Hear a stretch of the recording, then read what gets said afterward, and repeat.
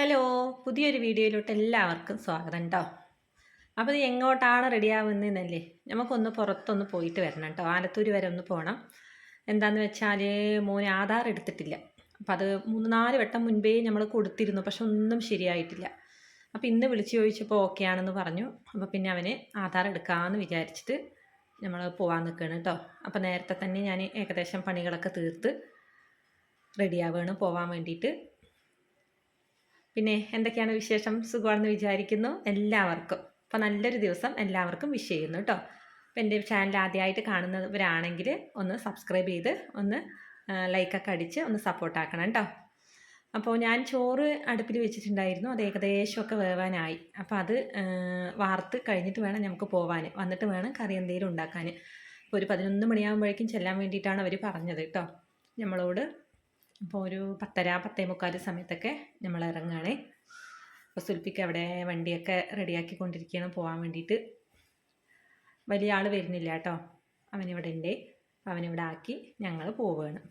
നമ്മൾ വണ്ടിയിൽ ഇങ്ങനെ പോയിക്കൊണ്ടിരിക്കുകയാണ്. അപ്പോൾ ചെറുത് ഓരോന്ന് പറയുന്നുണ്ട് കേട്ടോ. പിന്നെ അവൻ പുറകിലിരിക്കാമെന്ന് പറഞ്ഞപ്പോൾ അവനെ പുറകിൽ നമ്മളിരുത്തി അവിടെ സുഖമായിട്ട് കിടന്നുറങ്ങുകയാണ്. ഉറക്കമില്ല കേട്ടോ, അവിടെ കിടക്കുകയാണ്. അങ്ങനെ നമ്മൾ ആലത്തൂർ അക്ഷയ കേന്ദ്രത്തിൽ എത്തിയിട്ടുണ്ട്.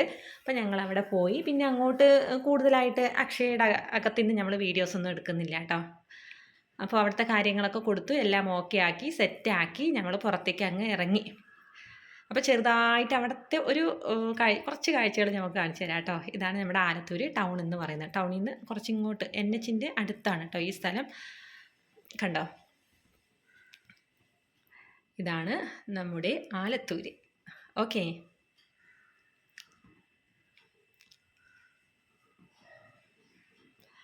അങ്ങനെ ഞാൻ വണ്ടിയിലിരുന്നു. സുൽഫിക്ക ചായയും ഒരു മസാല ബോണ്ടയും വാങ്ങിച്ചു തന്നു കേട്ടോ. എനിക്കെപ്പോഴും പുറത്തിറങ്ങി കഴിഞ്ഞാൽ ഒരു ചായയും അല്ലെങ്കിൽ എണ്ണക്കടിയും നിർബന്ധമാണ്. അപ്പം ഇത്രയും നല്ല ചൂടാണ് കേട്ടോ, അത്രയും ചൂടാണെങ്കിലും ചായയും പരിപ്പ് വടയും എനിക്ക് മുഖ്യമാണ്.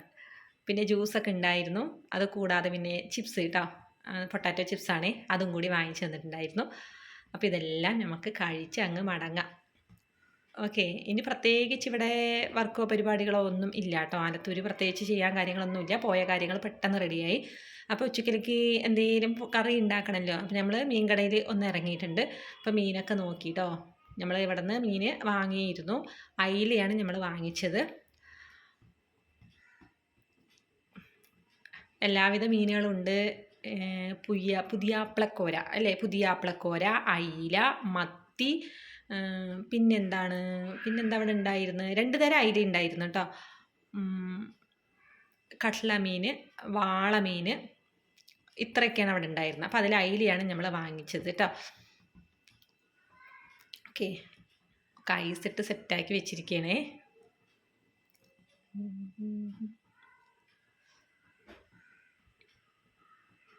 ഓക്കെ, അങ്ങനെ ഞങ്ങൾ അവിടെ നിന്ന് യാത്ര അങ്ങ് തിരിച്ചു. ഇനി വീട്ടിലേക്ക് വരാൻ നിൽക്കുകയാണ്. അപ്പോൾ വീട്ടിലേക്ക് വരുന്ന വഴിക്ക് നമ്മൾ പൂരത്തിൻ്റെ ഭാഗങ്ങളൊക്കെ, പൂരം നടക്കുന്ന ഏരിയ കണ്ടോ. അപ്പോൾ നമ്മളിത് പൂരം നടക്കുന്നതിന് മുന്നേ എടുത്തിട്ടുള്ള വീഡിയോ ആണ് കേട്ടോ. പക്ഷെ ഇന്നാണ് ഞാൻ അപ്ലോഡ് ആക്കിയത്. അപ്പോൾ അതിൻ്റെ കാഴ്ചകളൊക്കെ അവിടെ ഉണ്ട്. പൂരപ്പന്തലൊക്കെ റെഡിയാക്കിക്കൊണ്ടിരിക്കുന്നുണ്ട്.